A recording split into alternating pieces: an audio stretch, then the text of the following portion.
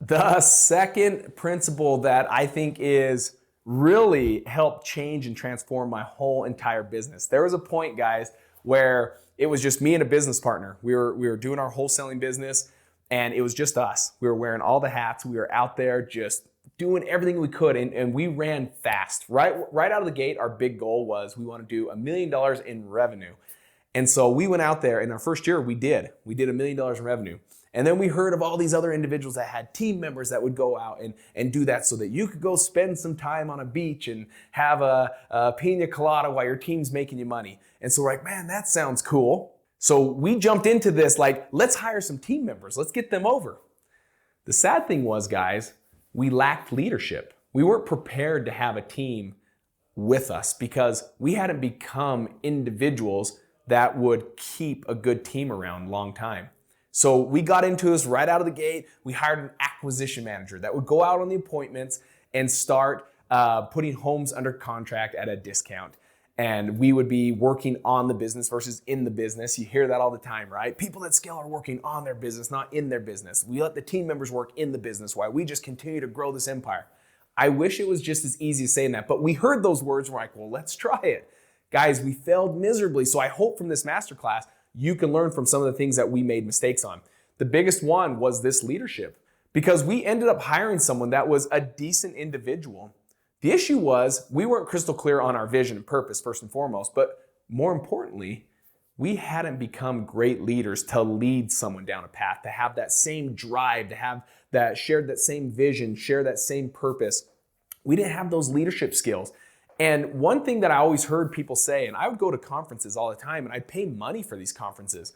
And they always, and it's something that you've heard, this is nothing I'm new when I say this, but they'd always say, hire A players. Go find A players. You need A players to make this work. Guys, I love that. I absolutely agree with that statement. But the other side of that coin, guys, is A players are looking for A leaders. So instead of just looking for A players, which you can find them. We found A players. They just didn't stay long because we weren't A leaders. Let me share with you a story that stands out to me in a book, and it's called The Compound Effect. Darren Hardy is an individual that taught me about leadership and one of my mentors. And he shares a story specifically in that book if you want to read it. And it's such a good story that just reveals how crucial the word or how crucial leadership is in growing and scaling a business. So here's what it looked like. He was writing a 40-page document on paper, right? He's writing this document of who it is he's going to marry, what the characteristics, the height, the weight, the hair color, the eye color, what this individual's gonna like to do, and all this stuff, right? He wrote this huge document on his perfect wife. And he ends up going to, I believe, a seminar, and I believe it was Jim Rohn, who happened to be his mentor. He goes to a seminar, and it basically said, you get what you become. So when whoever you become, you'll receive what you're looking for. And he started thinking about this. He's like, man, here I am writing a 40-page document on what I want my wife to look like. Really what I should be doing is writing a 40-page document of who that caliber of woman is looking for in a husband.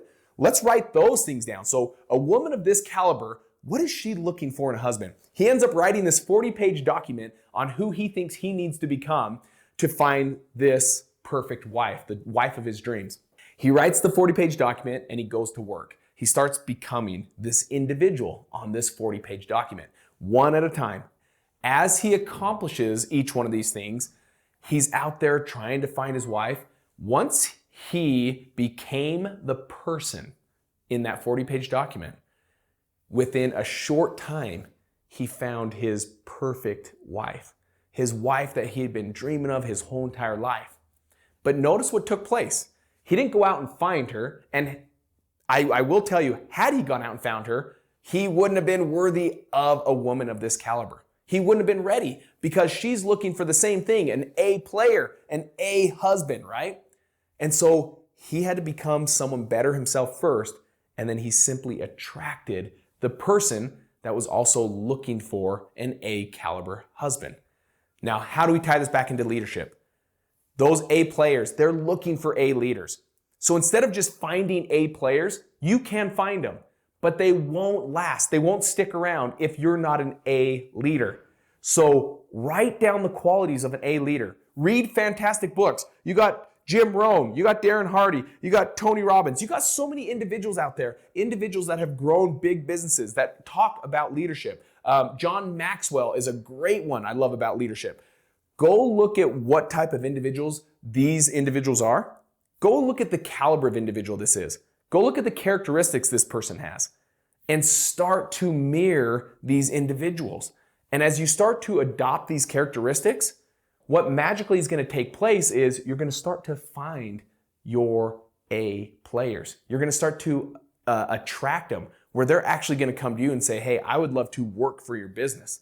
And those that you do find, they'll stick around because they also will come here and say, wow, I love these leaders. These leaders are A leaders, and I've been looking to work for A leaders. So become the A leader first. Don't go out and simply look for A players. We played that, and it failed miserably for us. They'd stay for a little bit and leave. And it's because we lacked becoming the A leader first and then simply attract those A players. Part of that leadership, what happens is also one thing that me and my business partner, we actually have a dear mentor of ours. His name is Warren Rustan. Warren Rustan, you really can't find this guy. He's kind of like the ghost out there. It was hard to find this guy. We met him at a conference where he spoke, and I went up afterward and I'm like, I have to have your number. And he was almost like put back like, whoa, I'm not just gonna give some guy that I don't know my cell phone number. However, he did. For whatever reason, he did, and I'm grateful he did. Because of that one interaction, years later, it wasn't until about 4 years later, 3 years later, that we actually called that number to see if he would mentor me one-on-one and then also mentor my business partner one-on-one. And this individual shared some things with us that has changed our life and helped us become better leaders. And so I want to share one of those things with you right now on your journey of becoming a better leader, so that this masterclass isn't just about listening, and then you implement nothing. I want to give you action items that actually help you become someone better. And I'm going to give you what is my favorite morning routine, and it's because of Warren Rustan. He shared this, and he's been doing this for like the last 50 years of his life. He does this every single day. So let's go through it. It's basically a 31-minute morning routine.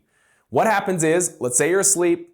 The first minute when you wake up, it's just simply kick your feet off your bed and touch them to ground. Get grounded, okay? And just sit on the edge of your bed and just sit there. The first 1 minute, when we hear about the 31 minutes, I'll break it down. The first 1 minute of that 31 minutes is just an awareness. Awareness of the individuals in your life and who needs you to be on your A game. And I want you to think about the power behind this. You're already starting with a service heart, serving others. You're already thinking about others and not yourself. How much more blessed would this world be if individuals thought more about others versus themselves? So the first minute is dedicated to thinking of someone else. Think of the people surrounding you in your life and what one person needs you that day to be on your A game that needs you to be aware of them. Guys, this has served me in so many ways. One day I found a letter inside my daughter's backpack, and my wife let me know about it, and we read it and we were just teared up and sobbing through the whole thing. And she basically felt like no one recognized her. She says, when I'm at school, I feel like no one recognized me, and I'm thinking, oh man, she's having a rough time at school. And then I keep reading, and she says, and then it continued at home. Sometimes I feel like my dad's not recognizing me, that he's trying to do whatever he can to make everyone laugh, but he's not taking specific time with me. And as I read this, my heart just sank. I just thought, oh my gosh, my daughter's hurting inside. And so part of that morning routine, when I woke up in the morning, I put my feet over, and I remember thinking, today's the day I'm aware for Kenley. I'm aware for my daughter. And I took that time. And I spent a whole minute. What could I do throughout that day? Guys, just because of that awareness, conversations took place during that day that I know would have never taken place. I was able to sit there, and my other boy comes downstairs, and he's doing something. I can't remember what he was. He was throwing a ball to me, and he's getting into baseball. So he's throwing the ball to me, and he's like, "Dad, look it, I'm getting better." And normally I would have been like, "Dude, you're getting so much better." But Kenley, She was at the dinner table. She's eating breakfast and she's getting ready for school. And I said, Hayden, you are pretty dang good at baseball. Do you know who else is amazing at whatever they do, whatever they put their mind to? They're just amazing at it. And he's like, who? And I'm like, your sister Kenley. You have the same tenacity. You have the same skill set to go out and accomplish what you want, just like your sister Kenley. And I see her eating and I see her look up and just the hugest smile coming out of her face. Guys, these are conversations that I never would have had I not taken that 1 minute to have an awareness. Who needs me on my A game? And it made a difference in my daughter's life.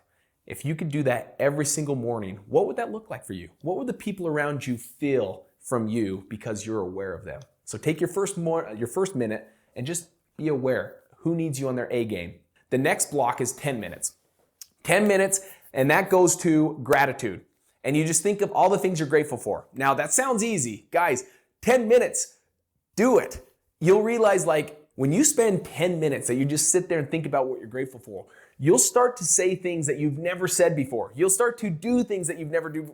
You start to realize and recognize things that you've never recognized before. Just the fact that you have fingers and yes, we've said air, but you're like, man, air today so I can go out and do this. I'm grateful for my legs that allow me to walk and hold my wife's hand and be able to go on walks with her. And you'll start to just think of new things to be grateful for.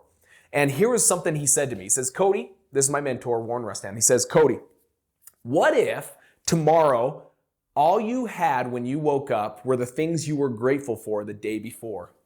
What would you have? And I just remember sitting there thinking, oh my gosh, I would have very little because there's not many days that I just would spend a lot of time in gratitude. So guys, I want you to think about that. What would you have if you woke up tomorrow and all that you had were the things that you were grateful for the day before? What would you have that day? It's a kind of a daunting question. Maybe for some of you, you're like, oh, I'd have a lot because you're just naturally a grateful individual. And I love that. So take 10 minutes for gratitude. The third piece is another 10-minute block, okay? And that one is for reading something inspirational. Now that could be anything. I have a book that I love. It's called Leading an Inspired Life. It's by Jim Rohn. It's a big, thick hardback book. And it's broken up in topics. And each topic is 2 or 3 pages. So you don't have to read it from cover to cover. It's not meant to be read that way. You can go look at the index and say, okay, I want to learn a little bit how to become someone better. I want to learn about leadership, or I want to learn about, and you can literally just go to that page and read those 2 or 3 pages. So it's really quick reading because you have 10 minutes to read something inspirational. It only takes me about 2 to 4 minutes to read this little 2 pages of some kind of principle by Jim Rohn. And then I spend the other 7 to 8 minutes just thinking about it, just stewing on it. And just thinking, how can I apply that principle in my life? What can I do to be more like whatever that principle is that I read about? So 10 minutes dedicated to reading something inspirational, and that could be a little paragraph, and then just spend the rest of the time actually stewing on it and thinking about how to apply it, or it could take the whole 10 minutes of just reading something inspirational. The last 10 minutes is something I was never good at, and that's journaling. So taking time to journal. 10 minutes is tough for me. Because I remember thinking I'd have to get proper with my English. At the end of the day, guys, no one's going to read your journal. And if they do, they're not going to care if you had proper enunciation, proper spelling in any of your journaling. So don't worry about it. Just write down some of the things that impacted you in your life. That's how I spend my 10 minutes. I think about the day before, I'm so grateful for this moment. This moment helped me become a better individual. I'm grateful for this because I witnessed this and it helped me want to do this tomorrow. Whatever it is, those are the things I'm journaling. So 10 minutes to journal. So guys, recap on that. 1 minute of awareness. Who needs you on your A game? 10 minutes of gratitude, 10 minutes of inspiration, and 10 minutes of journaling. That is your morning routine. Try it out. Start using that, and you'll see that this has a huge play in becoming a better leader to lead and guide the individuals that are going to be part of your team here in the near future.